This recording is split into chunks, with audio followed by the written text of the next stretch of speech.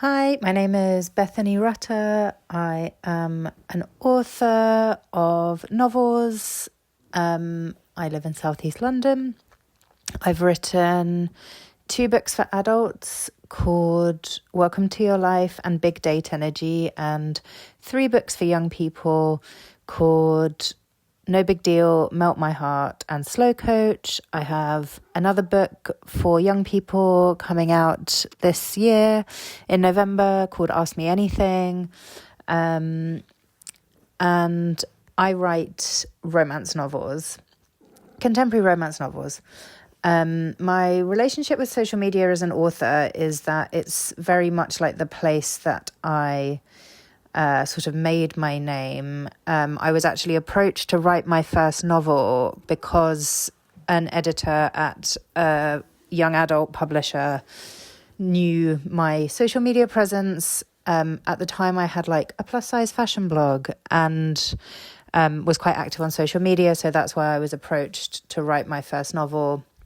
And that's really how I became an author. So I feel like my relationship with social media as an author has always been, it's been quite enmeshed with my writing life. I do use social media to promote my books. I used to be very active on Twitter, but since it was bought and changed into X, I felt less comfortable being on there. So now I only use Instagram.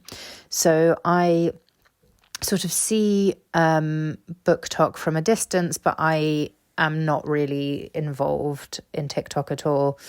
I don't particularly want to be under pressure to like make content for TikTok.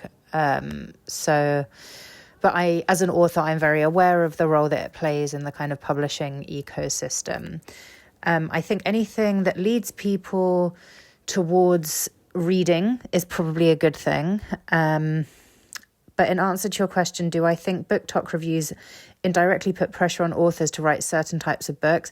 I don't know if it's necessarily that. I think the popularity of things on TikTok creates micro trends that publishers are then chasing. So it's sort of more about like, are you lucky or unlucky with the timing of what you're writing? So I don't know if it's that possible for authors to write certain types of books. It's more just that at some point, people who write certain types of books will be like flavor of the month, because publishing has very long lead times. So unless publishers are literally commissioning authors to write certain kinds of books, it's hard to like respond to trends quickly. Just because of the length of time it generally takes between a publisher buying a book and a publisher publishing the book. Have I felt that pressure on me, and has it affected what I write? I haven't really felt that pressure on me, other than that I think the sort of Book Talk and romance vibes online are very obsessed with tropes, and that's, we're now seeing sort of books with titles that reference tropes, like very kind of meta, like that kind of thing is cropping up a lot. And I think for a long time I tried to resist that, and now I'm just like, look, if that's what people want, if that's what romance readers take pleasure in, then I am more likely to do it. Do I think Book Talk or social media is shaping the future for romance authors in the genre? I do think it is. I think what we're seeing is a lot of people who started self-publishing and have blown up on social media are now getting like very lucrative publishing deals from traditional publishers. So I think in that way, it's really shaping, authors' careers and the genre in general. Do I think that Book Talk is ultimately helping or hurting the romance genre? I think it's probably helping draw more eyeballs to it, but it's also maybe creating like even more specific expectations for readers of what romance is. I don't know. Yeah, I think there's good and bad in there. Does social media create any pressures that affect your mental health?